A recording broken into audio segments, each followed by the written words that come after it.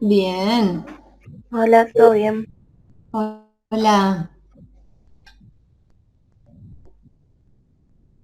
¿Cómo les fue la semana pasada en el presencial?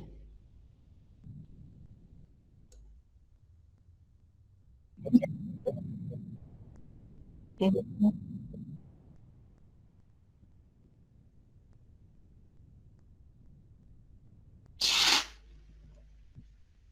Buenísimo. Hace bien encontrarse, ¿no?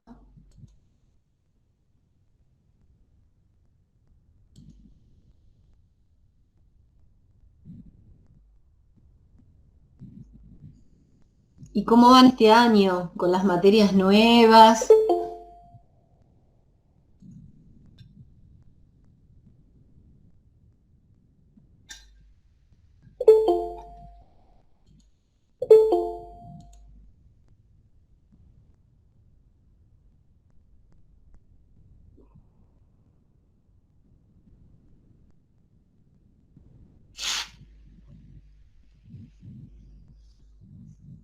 Me gustaría que los que puedan prendan un rato las cámaras.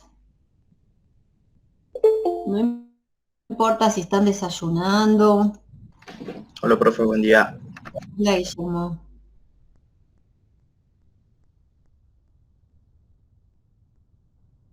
¿Llueve en Córdoba? Lloviznando. Está Ese es feo. llovizna. Está para tortas fritas en la cama, ¿no? Para dormir. Dormir. Sí.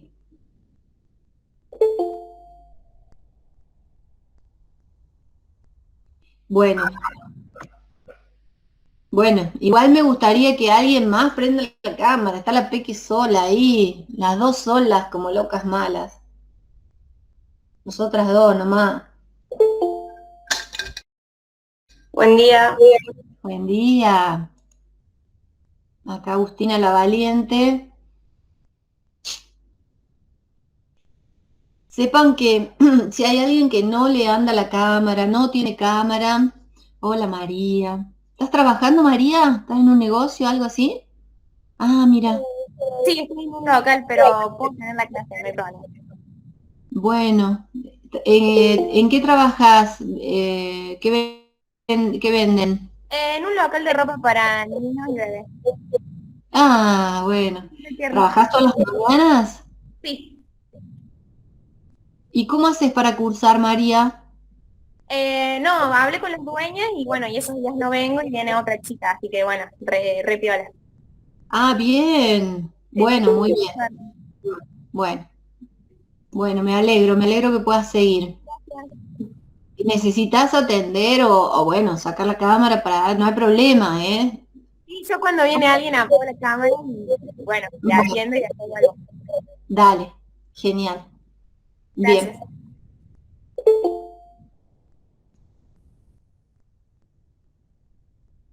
¿Los demás trabajan?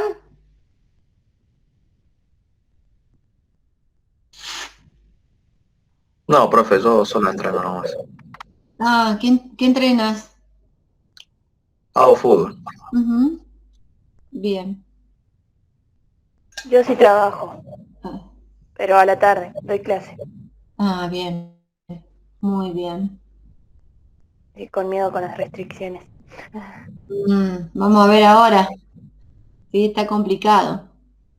Pero tengo esperanza que si restringen sea poquito, por 15 días y después vayan abriendo, no sé.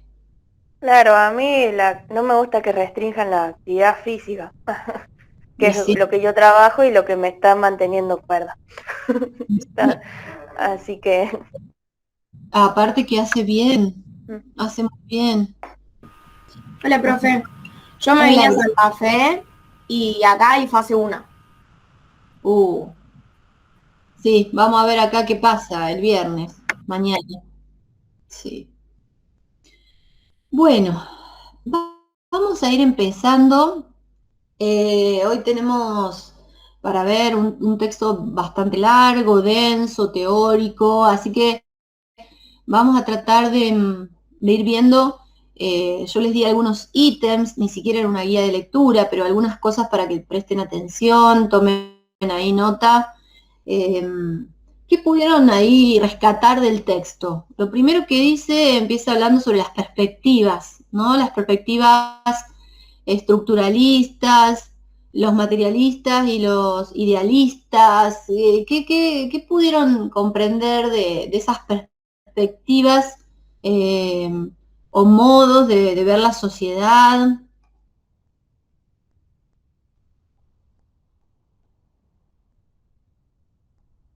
¿Alguien entendió algo sobre eso, de lo que estudia la sociología? Lo de la estructuralista apareció de, bueno, Marx, que todo es muy conocido, así que bueno, es parte que fue como más fácil. Y habla bastante sobre los condicionantes sociales. En el caso de Marx, la producción, o sea, la actividad económica, infraestructura, superestructura. Y el otro que la verdad que no lo conozco, que habla Levi-Strauss, sí, sí. sobre la prohibición de incesto. Y bueno, eso de estructuralista.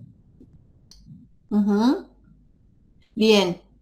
¿Y qué quiere decir? Porque ahí, digamos, de alguna manera la pregunta sería cómo se transmiten los elementos centrales de una sociedad y cómo si se modifican o no.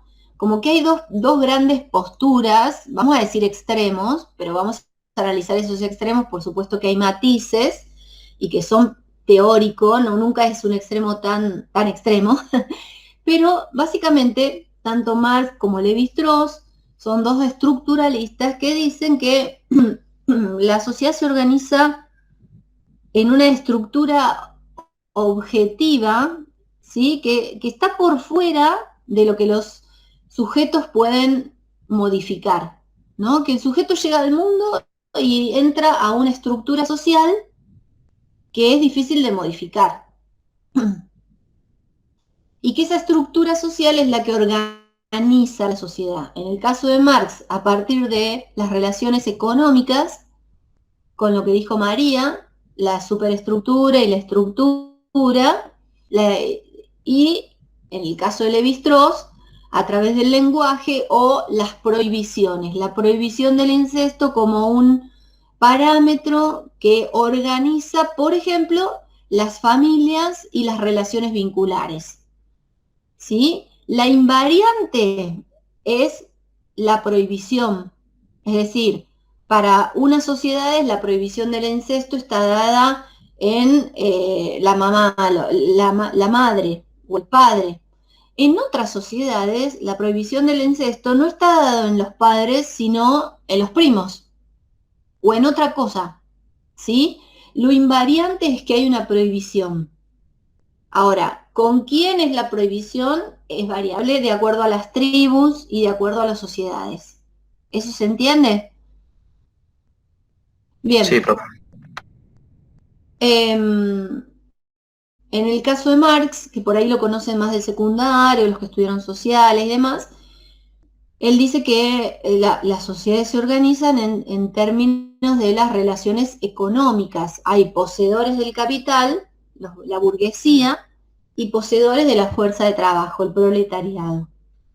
Y esa posesión del capital hace a las relaciones de dominación-dominado, a las relaciones de poder y a las relaciones de asimetría, que también lo toma más abajo el texto, las relaciones asimétricas.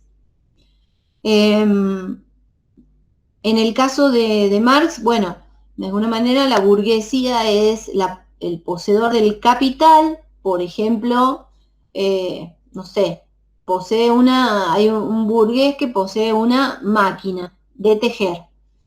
Y el proletario es el que posee su fuerza de trabajo, es decir, sabe tejer, pero no tiene la máquina.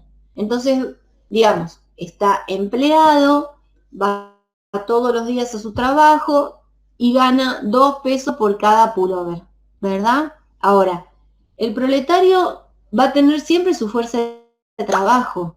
Y lo que denuncia Marx de alguna manera es que el proletario con esa fuerza de trabajo solo va a poder no acumular, lograr capital, ganar un sueldo para vivir, para gastar.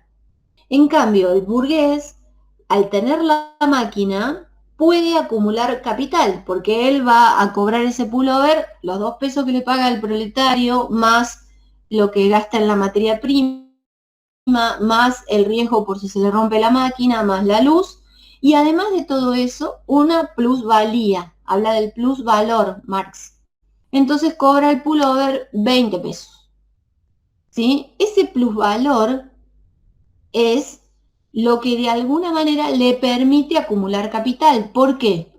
Porque va a ganar, no sé, de esos 20 que cobra, va a ganar 5 para él, ¿sí? Pero resulta que él puede tener 50 máquinas. Entonces va a ganar esos 5 por todas las máquinas que tenga. A diferencia del burgués, del proletario, que solo va a ganar la cantidad de pullovers que teja. No puede acumular. ¿Se entiende eso? Lo estoy reduciendo mucho, ¿no? Me agarra un economista, me mata, pero digo, es para que ustedes comprendan que esta acumulación de capital permite que el burgués o el poseedor del capital cada vez pueda acumular más capital y el que solo posee su fuerza de trabajo no pueda acumular capital. ¿Sí? En términos más actuales podemos pensar, bueno, el que tiene una casa puede ahorrar, comprarse otra casa y alquilarla y entonces gana del alquiler que alquila, etcétera, etcétera. Ahora, el que alquila, ¿cómo va a comprar una casa? Tiene que pagar el alquiler y además comprar una casa. ¿Cómo va a hacer eso? Es re difícil. ¿Sí? Entonces nunca va a poder acumular. Esta es como de alguna manera la denuncia de Marx, que dice que esa estructura es la que sostiene a la superestructura, a los poseedores del capital, y además son, digamos, la que organiza las relaciones de poder, las relaciones económicas, la dominación, el dominado y el dominador, digamos, las distintas relaciones en toda una estructura social, ¿verdad? Bien. Ahora, hay otras posturas que hablan más del protagonismo del sujeto social, no de la estructura, sino de la transformación y la posibilidad de un sujeto, ¿sí? Que tiene relación con el materialismo y el idealismo. Los materialistas se relacionan más con esta idea de la estructura, que dicen que por eso Marx se habla también del materialismo histórico, no sé si lo escucharon, el marxismo, porque dicen que de alguna manera la sociedad está organizada en una realidad material objetiva que está por fuera del sujeto que viene a habitar el mundo y que el sujeto no es consciente de esa estructura. Por eso habla de la alienación también. Freire habla mucho de la alienación. Ustedes ya conocen a Freire, lo han visto también en pedagogía, además de práctica. Y él dice que hay un sujeto alienado, ¿por qué? Porque no es consciente del lugar que ocupa en la sociedad. No es consciente de que es un dominado, de que es un proletario, de que es solo un poseedor de la fuerza de trabajo. No hay conciencia. En cambio, los idealistas hablan más de una actividad y una transformación por parte del sujeto social, y también hablan del discurso como una posibilidad de crear una realidad. Y ahí, si nos venimos un poco más actual, siglo XX, da el ejemplo de los medios de comunicación y de cómo el discurso crea una realidad, ¿no? Cuando decimos, la inseguridad es una sensación, o decimos, ¿hay inflación o no hay inflación? ¿Eso quién lo dice? Hay un nivel de discurso que crea una realidad posible, ¿sí? O cuando decimos hay muchos casos de COVID o hay pocos, ¿no? A veces hay otros medios que dicen, bueno, pero los lunes y los martes hay más casos, ¿por qué? Porque se cargan los del fin de semana. Y entonces ahí ¿hay más casos o se cargaron más casos, ¿no? Digamos, empieza a ser relativa esa idea de objetividad. Es muy subjetivo, porque depende qué medio escucho, a quién le creo, qué pienso yo, cuáles son mis percepciones, además de lo que dicen los medios, las estadísticas, etcétera, ¿no? Pero hay que analizarlo más complejo. Un número o una estadística no es la verdad absoluta, es una verdad relativa en función de quién lo dice, cómo se dice, en qué momento, para qué se dice, ¿sí? Entonces, esta idea de Profe, sí, con el tema del discurso también ayuda como persuadir toda la sociedad que está pasando y mostrar qué quiere mostrar, porque hay cosas que no se muestran. Hasta hoy en día sigue pasando eso, como pan y sí, circo, que ujú, no se desarrolla y los medios crean un estándar, algo ideal para que se presente en los medios y no mostrar lo que pasa realmente. ujú, absolutamente, sí, es exactamente lo que estaba tratando de decir, gracias, Guadalupe. Y Em, profe, sí, ahí dale. o sea, se mezclaría lo que usted decía de lo materialista y lo idealista por lo de la realidad objetiva de lo material, que también decía que Freire dice que la persona no sabe, no tiene conciencia, y ahí se mezcla lo idealista porque la misma situación por ahí hace que vean una cosa y en realidad es otra, se mezclan las ideas. Bueno, claro, ahí decíamos, iba a ir a eso, ¿no? Entre la idea o el extremo de conservación, es decir, ya hay una realidad que es objetiva y que cuando el sujeto llega al mundo ya está. Vos, si naciste proletario, vas a ser toda tu vida proletario, si naciste, digamos, hay una realidad que está por fuera del sujeto que es inmodificable. O pensar en la posibilidad de transformación de la sociedad, ¿no? Esta participación más activa del sujeto. Ahora, entre esos dos extremos, y uno dice, y bueno, ¿y yo qué puedo pensar? A ver, si yo pienso que es absolutamente objetiva y que el sujeto no hace nada para cambiar la realidad y no hay nada que hacer, y seguiríamos prendiendo fuego con dos piedritas. Seríamos cavernícolas. No habría ninguna posibilidad de transformación. Ahora, si yo digo, solo depende del sujeto y tampoco, porque la verdad es que hay muchas voluntades que han intentado cambiar un montón de cosas y no es tan simple. Hay estructuras sociales que permanecen. Podemos pensar en el patriarcado, ¿no? El patriarcado es una relación de poder que durante muchísimos años ha permanecido y ha signado un montón de relaciones de poder del hombre sobre la mujer. Ahora, ¿hubo saltos cualitativos en la historia? Por supuesto, el voto femenino en los 40, 1946 creo que fue. Hubo, no sé, la revolución de la píldora, la pastilla anticonceptiva en 1960 y pico, fue una revolución que fue un salto cualitativo científico, pero produjo ese movimiento científico una movilidad en un montón de aspectos de lo social. ¿Por qué? Porque por primera vez la mujer podía decidir solo ella, sin depender de que el hombre se ponga preservativo o no, solo ella podía decidir cuántos hijos tener.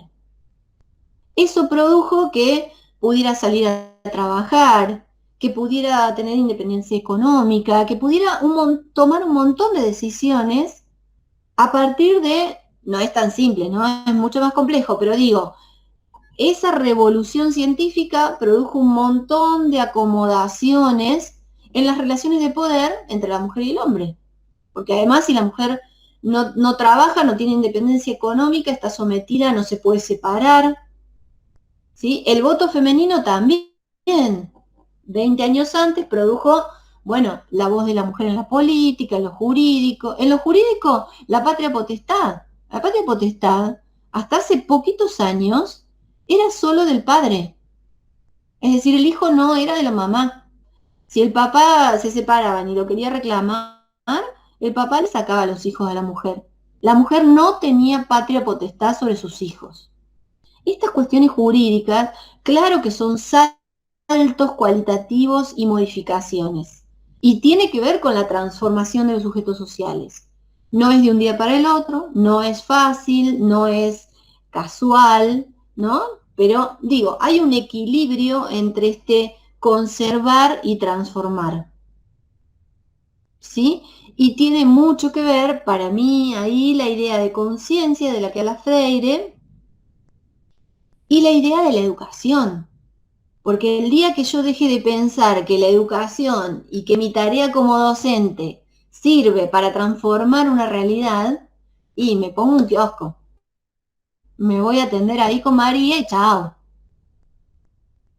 Porque digo, el docente es quizás un punto para promover esta conciencia, para promover un salto cualitativo de que tenga el sujeto una vida mejor, de que pueda estudiar si su papá no estudió, de que a través de ese estudio pueda tener un mejor trabajo y pueda una vez tener una casa y pueda tener una familia, y que si no tuvo una familia pueda entender que hay otras formas de vincularse, que no es solo robando, pegando, y que pueda pensar en una familia mejor, digamos. La educación es un agente súper importante de transformación y de cambio, ¿sí? Para lo que pensamos que no es justo. A la vez, si todo fuera posible de transformar, no existiría más la pobreza. Sin embargo, no es tan fácil la transformación. ¿Se entiende este equilibrio? No sé si llamarlo equilibrio, pero hay una curva entre el transformar y el conservar que, bueno, nos permite pensar que hay cuestiones estructurales muy difíciles de cambiar y cuestiones donde sí es posible transformar y cambiar. Ahora, estas perspectivas nos sirven para analizar esas cosas también, ¿verdad? Ahora, cuando el autor se pregunta por lo social, ¿qué es lo social? Habla del sentido común y de la vida cotidiana, ¿no? Y de alguna manera engancha estos tres conceptos de vida cotidiana, lo natural y lo naturalizado. ¿Qué entendieron ahí en esa relación de esos tres conceptos? Bueno, lo primero es que ya no somos tan naturales. O sea, la diferencia entre natural y naturalizado es que hay cosas que no son naturales, por ejemplo, no sé, comer 4 veces al día, que tengamos desayuno, almuerzo, merienda y cena, pero nosotros, al haberlo hecho normal, al hacerlo toda la mayoría, se vuelve natural, aunque no lo sea. Bien. Después, también, bueno, lo que dijo antes del sentido común está dentro de lo naturalizado y todo, y son prenociones, son cosas que sin preguntarnos, o sea, que ya están dictadas en la misma sociedad, que por lo tanto no se cuestionan y se dice que por esto pasa esto. Uh-huh. Que a veces es real y a veces no, dependiendo, o sea, porque como no se cuestiona, hay veces que lo decimos y tal vez no sea así. Uh-huh. Que lo que busca la sociología es eso, cuestionar y criticar todo. Uh-huh. Y después no me acuerdo cuál era la otra palabra que usted dijo. Y lo naturalizado, está bien. Natural, naturalizado, bien. Bien, habla de la vida cotidiana, ¿no? Las rutinas, lo que tomamos como, bueno, lo que hacemos siempre. Nos levantamos, nos lavamos los dientes, desayunamos de esto, algunos se bañan, otro no se baña, otro se baña a la noche, digamos. Las rutinas, las repeticiones, lo que hacemos nosotros desde pequeños, porque llegamos al mundo y somos recibidos por una familia, por un lugar, por una casa, que puede ser de material, puede tener un piso, 2 pisos, o puede ser de cartón, de chapa, puede ser en un barrio acomodado, puede ser en un barrio cerrado, puede ser en una villa, ¿sí? Y ese es nuestra llegada al mundo. Entonces, claro, el otro, ¿sí? Lo material y los otros, la mamá, el papá o el hermano, o si es mamá soltera, o si es adoptado, digamos, lo que sea que nos recibe, ese mundo que nos recibe, es nuestro mundo. Entonces, lo que para mí va a ser común, el sentido común, y es obvio desayunar a la mañana, para otro no. ¿Sí? Porque no puede, porque no tiene, porque... Les cuento es una anécdota chiquitita. Disculpen si yo los aburro con mis anécdotas, pero a mí me parece que hay algunas que son así como súper claves, que me ayudaron a mí a comprender algo súper teórico, que digo, uy, esta palabrerío, y yo lo que les quiero mostrar es que cada cosa de estas teorías y estos autores, las vamos a ver todo el tiempo en nuestro patio, pileta, gimnasio o lo que sea, cancha. Las tenemos allí, no son teóricas, son de la absoluta realidad. Es más, todo esto surge de la práctica, ¿sí? No están separados. Senio, me duele la panza, 8 menos cuarto de la mañana, un frío de julio. ¿Yo qué pienso? Desde mi lente, desde mi modo de ver el mundo, te cayó mal la leche, el desayuno, porque yo había venido al colegio desayunada. Y mi vida cotidiana y mi sentido común me decían que acababas de desayunar, entonces no querías correr porque te dolía la panza. Y me mira, me dice, no, yo no desayuné, señor. Bueno, sigo con mi sentido común. Te hizo mal la cena de anoche, ¿sí? Porque yo había cenado, porque entonces a mí podía dolerme la panza por la cena de anoche. Me mira y me dice, no, señor, yo no cené. Entonces ahí rápidamente entiendo que tenía el estómago pegado y que le dolía la panza de hambre, no que le había caído mal la comida, pues solo comía al mediodía en la escuela. Entonces, justo cuando estaba entrando al cole, la portera me dice, Marina, venía en el recreo que te guardamos un pedacito de torta del cumple de ayer, de la señora, no sé qué. Bueno, sí, voy, después voy, Rosita. Entonces le digo, anda a pedirle a Rosita la torta de la señora Macchione que te la dé a vos. Se va porque además, ese niño, por supuesto que no podía correr, por supuesto que no le interesaba nada de lo que yo podía enseñar, y lo más urgente era que vaya a comer algo. Entonces, yo no importa, lo saqué de la clase y que vaya a la cocina a desayunar. Entonces, se asoma en el patio con un pedacito, una servilleta, toda la torta pegada, y me hace seña que venga. Entonces yo le hacía seña que coma la torta, comela, le decía, y después venís a jugar. No, vení, señor, me decía. Bueno, me asomo ahí porque no quería él que vean los otros compañeros que tenía torta. Y me dice, comé la torta, le digo, y desayunás y después podés venir a jugar. No, señor, yo te quiero pedir permiso para ir a convidarle a mi hermanito que está en primer grado. Entonces, digo, la idea de compartir, la idea de ser egoísta, la idea de prestarse, la idea de vincularse con el otro, digo, estas ideas se construyen de maneras tan diversas, de acuerdo a la experiencia, porque a mí, de chiquita, si me dan un pedazo de torta, jamás se me ocurría guardarle a mi hermano. Me tenían que, no, guardarle a tu hermano, dejarle la mitad, no sé qué, me tenían que decir, porque yo sabía que iba a haber para los dos. Entonces, esta idea, este modo de sentir, de ser, de estar, de comportarse, de vincularse, y digo este ejemplo que puede sonar hermoso, pero digo, wow, qué fuerte esa idea de compartir que estaba construyendo ese niño. Porque se estaba sacando comida de la boca porque estaba pensando en que al hermanito también le dolía la panza. Entonces digo, ¿cómo construimos cada uno una idea diferente en relación a nuestra vida cotidiana, a nuestro sentido común? Es obvio.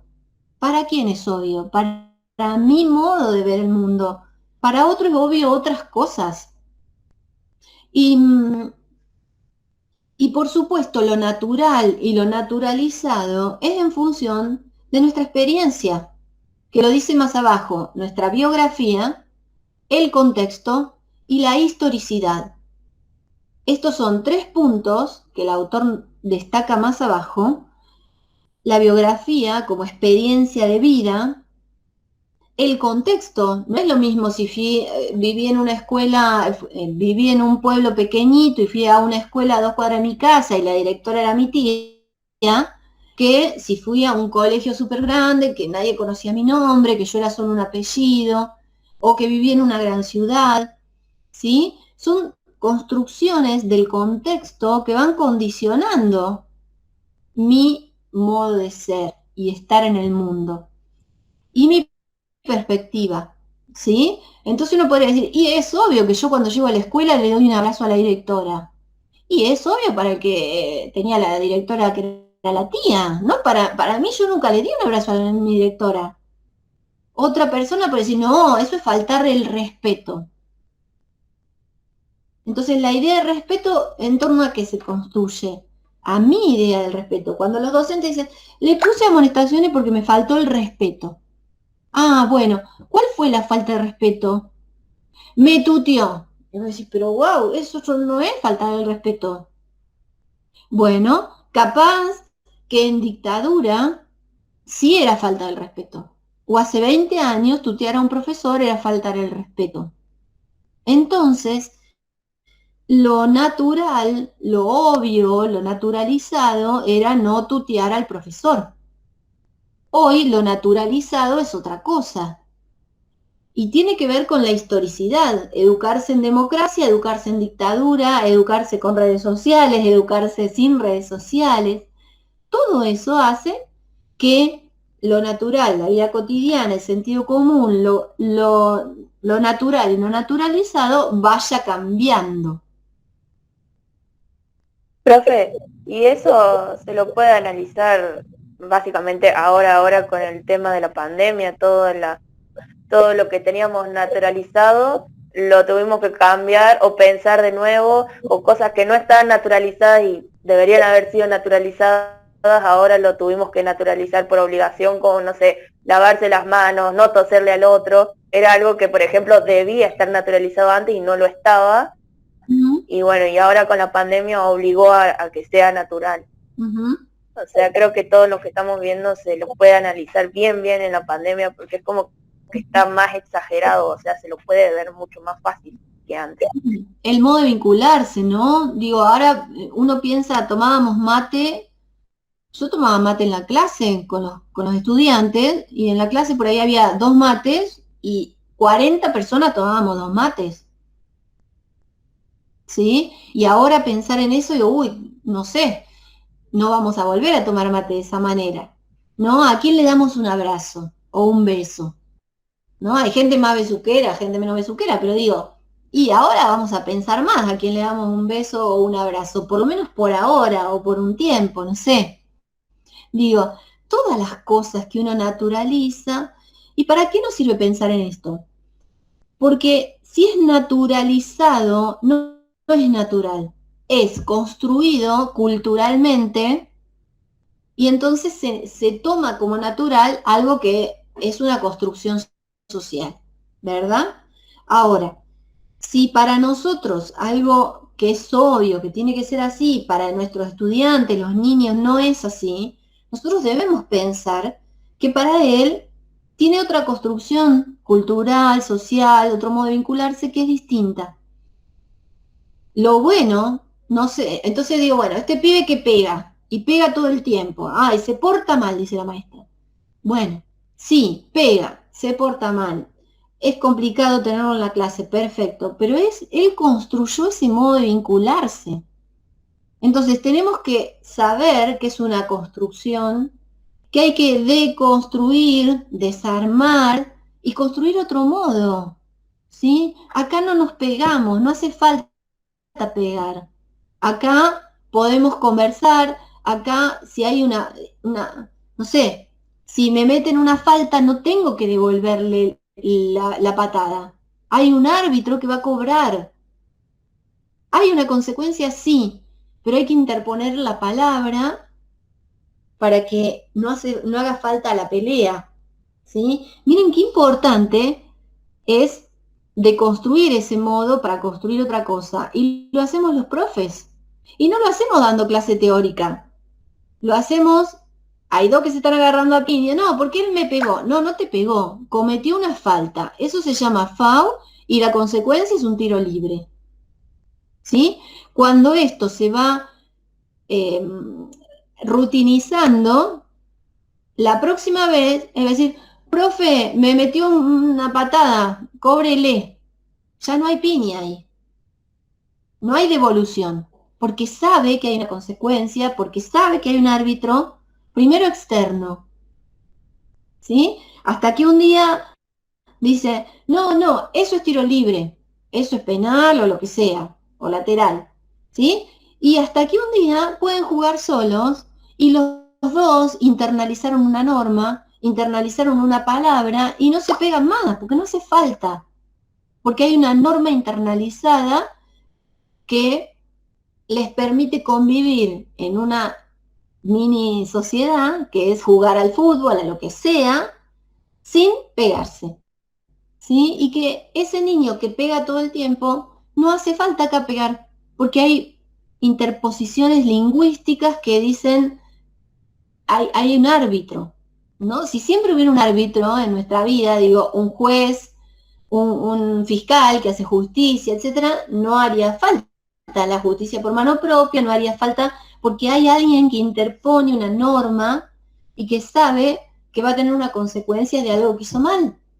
Eso es lo que le enseñamos a los niños en los juegos. Hiciste trampa, la consecuencia es esta, ¿verdad? Entonces, digo, fíjense desde algo tan pequeñito como es cualquier juego, no estoy hablando de un deporte reglado, ¿sí? Si la norma era no pasar la línea y la pasé, listo, le tengo que dar la pelota al equipo contrario, ¿sí? Y eso se puede construir luego en una norma social. Entonces, si yo sé que todo esto es construido y que son comportamientos naturalizados, puedo pensar que ese niño que pega en la clase hay que deconstruir ese modo de vincularse y hay que construir otro nuevo. ¿Sí? Es difícil, no digo que es fácil, es una tarea faraónica, pero lo pienso de otra manera, ya no es el niño problema, el que se porta mal, el que no le importa nada, no, es ese niño que construyó ese modo de vincularse y que tiene que desandar ese camino para construir uno nuevo. Entonces ven que hay una mirada distinta del profe. ¿Qué querías decir, Peque? No, que básicamente por eso está el colegio, la escuela, porque como somos seres sociales, culturales, necesitamos que un grupo nos enseñe a hacer lo que tenemos natural y cambiar lo naturalizado que no pueda convivir con la misma sociedad. Entonces para eso se va al colegio y a través de ahí te van a enseñar un lenguaje más específico y así uno puede relacionarse con otros de la manera más óptima. Entonces, por ejemplo, como pasa ahora de que no pueden ir al colegio, por ahí hay muchas cosas que no aprenden, por ejemplo, a no pegar, pero tal vez en la familia no lo ven o lamentablemente viven situaciones así que en el colegio saldría y se lo enseña.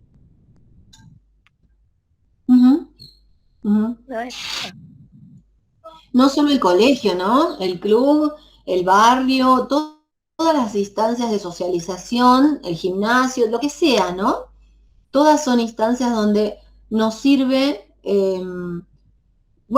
contrastar a veces la idea de lo normal, que también es una idea que trae el autor, la normalidad, que, la normalidad es normal en nuestro modo de ver el mundo, pero puede ser normal para otro robar, no sé, o matar o lo que sea. Digo, la idea de normalidad tiene que ver con lo que nosotros construimos como algo normal, ¿sí? No sé si les conté, cuando yo trabajaba en la villa, una vez preguntando, que siempre digo, ¿cómo me enseña a mí mi tarea, no? Pero no solo mi tarea, sino la posibilidad de reflexionar sobre lo que yo digo y hago, porque te estoy contando todos los errores que yo fui cometiendo y que me posibilitaron pensar otra cosa, ¿no? Y no sé, preguntando de qué trabajaban los papás, estábamos hablando de los oficios, de qué sé yo, uno me dice, mi papá es carterista. Y yo tenía 21 años y era tan ingenua, le digo, ¿hace carteras? No, profe, roba carteras. Le digo yo, bueno, entonces, y él lo contaba como el oficio de su papá. Ese era el trabajo de su papá. Y uno dice, pero vos me estás contando a mí que tu papá es ladrón, decía yo. O sea, empecé a pensar, ¿dónde dejé mi mochila? Bueno, un montón de cosas, ¿no? Digo, el oficio de su papá era robar cartera. El papá yo creo que llegaría a la casa y decía, sí, hoy robé tanto, hoy, no sé digo, son cosas que para mi mundo eran impensadas. Sin embargo, si lo cuenta de esa manera, es porque es natural, es naturalizado, ¿verdad? Como puede ser cenar a la noche o no cenar a la noche, como puede ser matar a golpes a la mujer o no. Digo, cómo se vincula uno con el otro. Entonces, bueno, uno ahí dice, bueno, no hay una sola manera de ver, de ser, de estar en el mundo, de comportarse, de vincularse. Esta idea de normalidad se construye en función de la experiencia, ¿sí?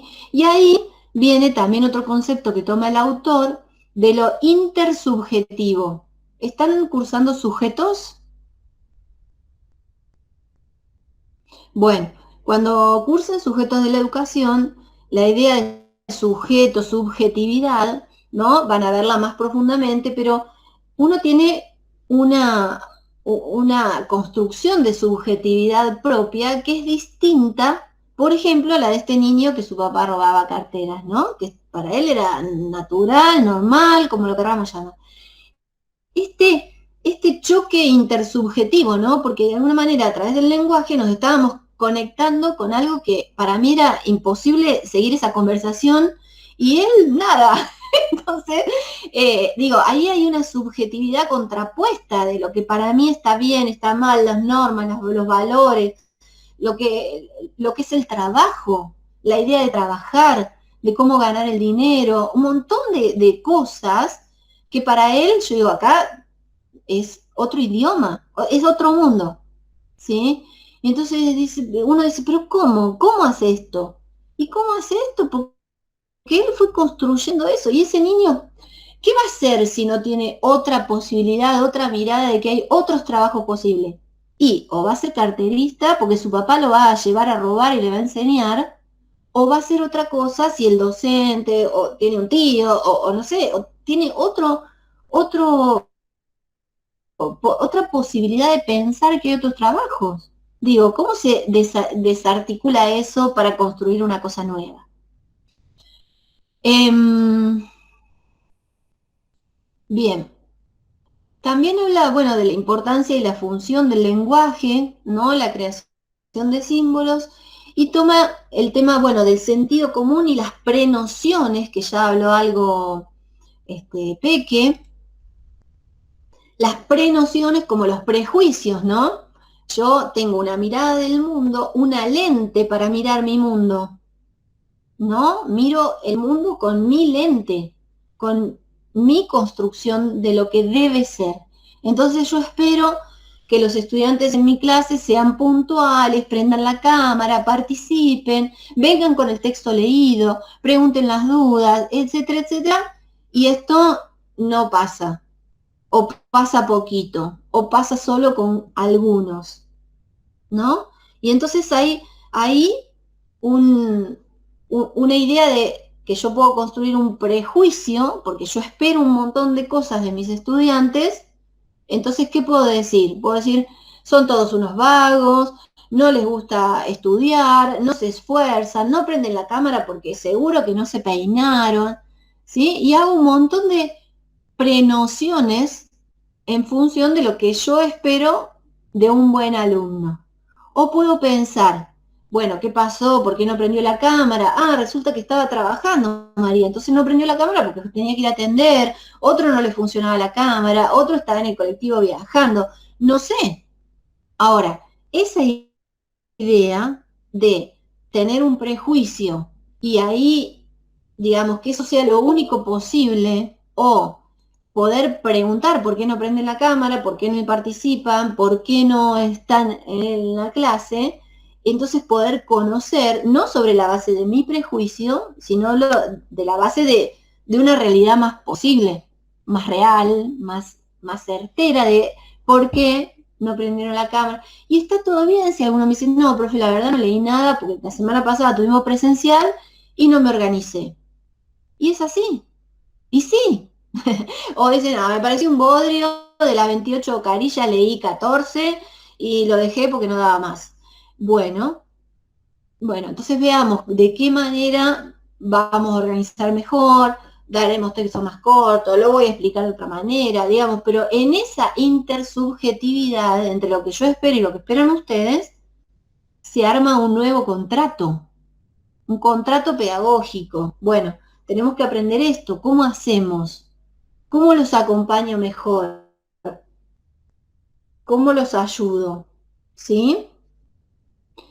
Bueno, si yo me baso solo en los prejuicios, eso no sucede.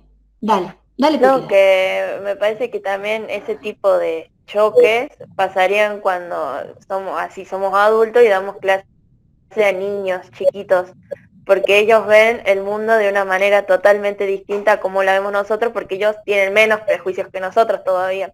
Entonces, por ejemplo, no sé, yo explico algo de natación y en mi mente lo van a hacer como yo creo y después veo y hacen lo que yo dije, pero no como yo pensaba que lo iban a hacer, o se lo toman muy literal o lo entienden de otra manera. Entonces hay que cambiar la forma, por ejemplo, dar el calentamiento a un niño chiquito no es lo mismo que darle a un adulto. A un adulto le vas explicando, hasta le puedes decir qué músculos participan, mientras que a un niño le decís esta parte de la pierna y le decís como algo fantástico que se llama así, pero con emoción, así lo aprende. O también, no sé, para que naden con un solo brazo, tuve que decirles, propongo un desafío, nadar con un solo brazo. Entonces yo, como lo vieron con desafío, decía, vamos a hacerlo, pero si se los propongo como un ejercicio, o lo hacen mal o no lo entienden, porque como son niños, ven de otra forma la clase. Claro, eso tiene relación con lo que ustedes ya vieron de psicología el año pasado y de juego simbólico. A cada edad, digamos, ustedes han visto juegos simbólicos, formas jugadas y distintas maneras de que a través del juego puedan abordar determinados contenidos. Y vos decís los niños pequeños, y yo te digo, los adolescentes ni hablar. Los códigos que tienen, la manera de comunicarse, las abreviaturas, no sé, las palabras rarísimas. Yo tengo 2 hijos adolescentes que todavía no los entiendo. Me dicen palabras que dicen, ¿qué me estás diciendo? Y se me ríen en la cara porque no sé, nos confundimos, porque, qué sé yo. Dice, ¿pero dónde está mamá esa información? No sé, en la web, en el drive, para mí es todo lo mismo, en el mail hay una nube tecnológica que es todo lo mismo, hasta que un día me doy cuenta de la diferencia, digamos, y son cosas que, bueno, ni hablar cuando, no sé, mi madre, su abuela, otra generación, ya, pero es tu novia, no, es una amiga, pero si le diste un beso, no, pero es una amiga con derechos, entonces hay un montón de etiquetas que los adultos ponemos, ¿no? Pero sos amigo, sos novio, sos chongo, sos ese el hueso, es el otro. Hay tantas categorías que los adultos no entienden. ¿No? No, si le diste un beso es tu novia. No, abuela, no entendés nada. Bueno, entonces no entendemos nada, porque justamente hay generaciones que tienen códigos compartidos que no se comparten con otra generación. Es más, los adolescentes adrede no las comparten. Es decir, hay términos que a propósito no me explican para que yo no los entienda, porque es un código propio entre hermanos y si mamá no lo entiende, mejor. ¿Sí? Y eso es una característica del adolescente. La transgresión, el código secreto o el código participativo. Y eso, cuando nosotros damos clase con los adolescentes, también sucede. ¿Sí? Entonces, entre ellos se pueden decir cualquier sobrenombre, el gordo, che, boludo, no sé qué. Ahora, vos, docente, vos no le podés decir gordo. No, pará, vos no. Vos no le podés decir boludo, porque el boludo del docente tiene otra significación que el boludo del amigo. ¿Sí? Entonces digo, todas estas cosas, y yo tengo que saberlo, porque yo no puedo intervenir en ese código? Porque no me han dado permiso. Entonces, todo eso construye un vínculo que después permite el vínculo pedagógico y el vínculo de la enseñanza y el aprendizaje. Si no está eso previo, el adolescente puede pensar, la profe me dijo boludo, me faltó el respeto. No, yo te dije boludo porque todos te decían boludo. No, todos no, mis amigos, los que yo les di permiso. ¿Sí? Entonces, digo, es muy importante comprender estas cuestiones. ¿Qué más? Vimos lo del contexto, la historicidad, la biografía. ¿Qué más? Al último hablaba de imaginación sociológica, Sí. como una capacidad mental. O sea, es básicamente lo que estudia la sociología. Que dice que posibilita la reflexión acerca de la relación entre experiencia individual y el contexto. Es lo que quería Freire que hagan las personas, que tomen conciencia y puedan pensar desde su experiencia como uno y a su vez relacionarla y, por ejemplo, uno mismo preguntarse por qué hago esto y después se da cuenta, bueno, el contexto me hizo hacer, me conviene cambiarlo o no. O en el caso de un alumno, lo que usted decía de buscarle primero el contexto, de ver por qué hace el alumno tal cosa, tal vez su normalidad es esta, su vida cotidiana es esta y por eso hace esta acción en el momento. Eso sería la imaginación sociológica, o sea, crear todo el escenario en la misma cabeza para poder después dar otra acción. Sí, sí. Y en realidad, en el aspecto de la cultura, dice, el punto de inflexión entre naturaleza y cultura, ¿sí? Como algo construido, como algo que es una producción social, la cultura, es el punto de partida de una sociedad, ¿sí? El lenguaje, los símbolos, las herramientas, los utensilios, las vasijas, los tenedores, la ropa, la vestimenta, el modo, el comportamiento, todo eso es cultural. Y la cultura permite que nosotros nos adaptemos a un entorno, ¿sí? Y que nos adaptemos a determinadas necesidades. Dice, les voy a leer esta partecita. La cultura permite que el hombre no solo se adapte a su entorno, sino que haga que o sea, que el entorno se adapte también a las necesidades y proyectos.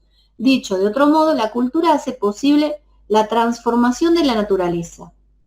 Entonces, nosotros a través de la cultura nos adaptamos a la naturaleza, nos ponemos ropa cuando hace frío, cambiamos la alimentación si hace mucho calor, etcétera, etcétera, pero la naturaleza también se adapta a nosotros, o no le queda otra más que adaptarse, ¿no? Si no podemos pensar en el calentamiento global, en un montón de cuestiones que nosotros obligamos a la naturaleza a sufrir cambios. Y en definitiva, el punto de inflexión, la cultura, hace que nosotros podamos comprender que la sociedad es un producto humano, ¿sí? Es decir, para que el ser humano sea humano, la humanización del individuo es justamente la cultura que nos recibe cuando llegamos al mundo. Que la sociedad es una realidad objetiva, pero que también permite cambios y transformaciones, y que el hombre, él y la mujer, nosotros, el ser humano, es un producto social, ¿sí? No es algo separado de lo social. Entonces la idea de la sociología es poder justamente desnaturalizar este sentido común, esta idea de normalidad y analizar que todo es cultural, ¿sí? Que el sujeto social, el ser humano, es inherentemente social y cultural. Si no, podríamos pensar en un hombre lobo, en un animalito, pero digamos que el sujeto por definición es social, ¿sí? Entonces, la sociología nos va a servir para analizar un montón de cuestiones que nosotros vamos a ejercer nuestra profesión, la docencia, en unas micro sociedades. en una institución, en un club, en una escuela, en un gimnasio, en una sociedad, y que debemos comprender esa configuración y esa estructura, esos modos de vincularse para poder desarrollar mejor nuestra tarea. ¿Mm? Y después vamos a hacer lo mismo con la antropología. Como les decía, nosotros estudiar sociología o antropología son dos carreras distintas. No vamos a estudiar dos carreras, vamos a tomar lo más básico de esas disciplinas, comprender lo que estudian para llevarlo a las situaciones educativas que nos interesan. ¿Sí? Entonces, por eso hablamos de socioantropología en educación. ¿Sí? Por ahí vamos, por ahí va la cosa. ¿Cómo estamos? ¿Mejor? ¿Entendieron más cosas del texto?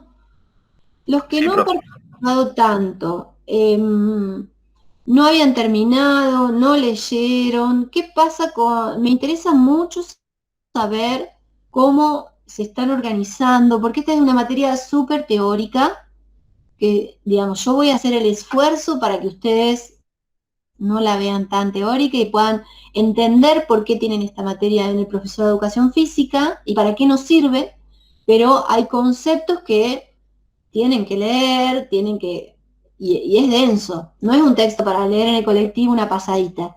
Hay que subrayar, tomar nota, hacer resumen, o hacer como un glosario, ¿no? Decir, bueno, el materialismo o la perspectiva materialista, voy a escribir de qué se trata, los idealistas, voy a escribir, ¿qué es lo social? Vida cotidiana, cómo lo relaciono con lo común, lo natural, lo naturalizado, el sentido común, las prenociones. Bueno, hay que ir amarrando conceptos para comprender y para estudiar, porque todos los textos son así. Son largos, tienen muchas cosas. Entonces, me interesa saber cómo van para ayudarlos a organizarse.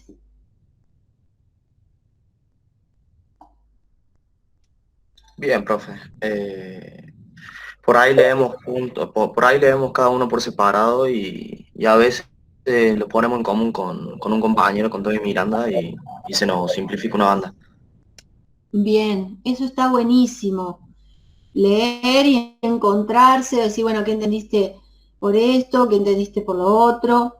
Compartir resúmenes, no porque, a ver, el resumen está bueno hacerlo cada uno, porque a veces uno le da sentido a una cosa, otra, pero por ahí en lo que te dice el compañero, dice, esto no lo anoté y está bueno, es importante, me permite comprender, ¿sí? También es muy importante la participación en la clase, porque lo que ustedes comprenden, lo escuchan los compañeros y van armando la idea juntos. Tomás dice, armamos juntos, se me salió el chat, ¿no? Armamos como un resumen en conjunto, cambiamos ideas, nos juntamos a leer con Pablo, bien, sacamos conclusiones. Perfecto. Muy bien, gente. No se atrasen, ¿sí? Porque este modo medio mixto, la semana que van al presencial, es verdad que tienen menos tiempo, si trabajan o entrenan, entonces traten de esa semana que tienen virtual, yo la semana que viene les voy a colgar otro texto, entonces bueno, ya a leer ese otro texto para poder no atrasarse.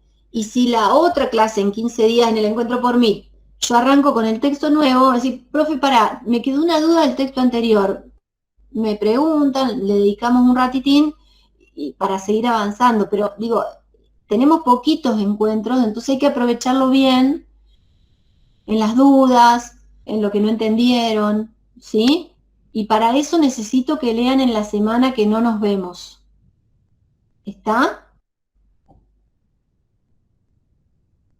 Bueno.